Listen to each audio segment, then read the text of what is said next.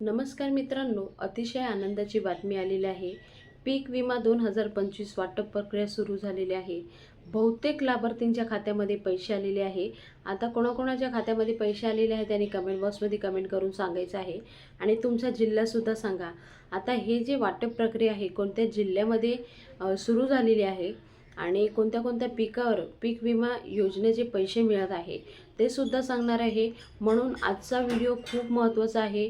कुठे video skip करू नका, व्हिडिओ एंडपर्यंत बघा आणि काही प्रश्न असेल कमेंट बॉक्समध्ये विचारू शकता।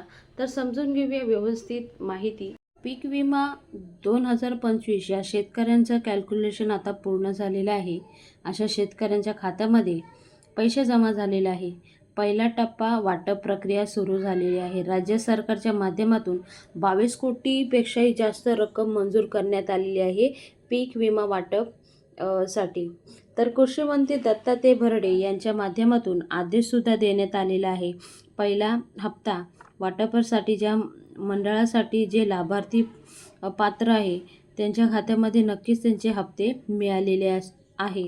तर आता जे दुसऱ्या टप्प्याचे लाभार्थी पात्र होतील त्यांच्या खात्यामध्ये पैसे जमा होतील थोड्या दिवसांनी, पण कोणता जिल्हा आहे ते अजून काही सांगितलेलं नाही आहे। आता पहिल्या टप्प्याचे जे शेतकरी पात्र होते त्यांच्यामध्ये काही शेतकऱ्यांच्या खात्यामध्ये पैसे आलेले आहे, काही शेतकऱ्यांच्या खात्यामध्ये पैसे नाही आले।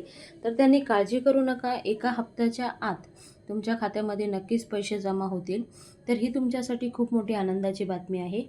आता हे जे पीक विमा प्रक्रिया आहे, वाटप प्रक्रिया, ती सोयाबीन ज्याने लागवड केलेली असेल, सोयाबीनची पीक विमा घेतलेला असेल तशा शेतकऱ्यांना मंजूर झालेला आहे। बाकी दुसरे जे कापूस आहे, तूर आहे, जे त्यांनी विमा घेतलेला आहे त्यांची अजून वाटप प्रक्रिया सुरू झालेली नाही आहे, म्हणजे त्यांचे पीक विमाचे पैसे मंजूर झालेले नाही आहे। हे फक्त सोयाबीनचे पीक विमा ज्यांनी घेतलेला असेल त्यांचे पैसे जमा झालेले आहे। तर ज्यांनी कापूस लावलेला आहे, तूरचा विमा घेतलेला आहे तशा शेतकऱ्यांनी सुद्धा काळजी करू नका, लवकरात लवकर तुम्हाला पण पैसे मिळतील। आणि तुम्ही कोणत्या जिल्ह्यामधून आहात ते सुद्धा कमेंट बॉक्समध्ये कमेंट करून सांगा। त्या संदर्भात काही अपडेट आली तर नक्की तुमच्यापर्यंत आम्ही पोचवायचा प्रयत्न करू। तर आजचा व्हिडिओ खूप महत्त्वाचा आहे म्हणून जास्तीत जास्त पुढे शेअर करा आणि तुमची काही प्रतिक्रिया असेल कमेंट बॉक्समध्ये नक्कीच कमेंट करून कळवा। पुन्हा भेटूया नवीन व्हिडिओ सांगते, तोपर्यंत बाय बाय, थँक्यू, जय हिंद।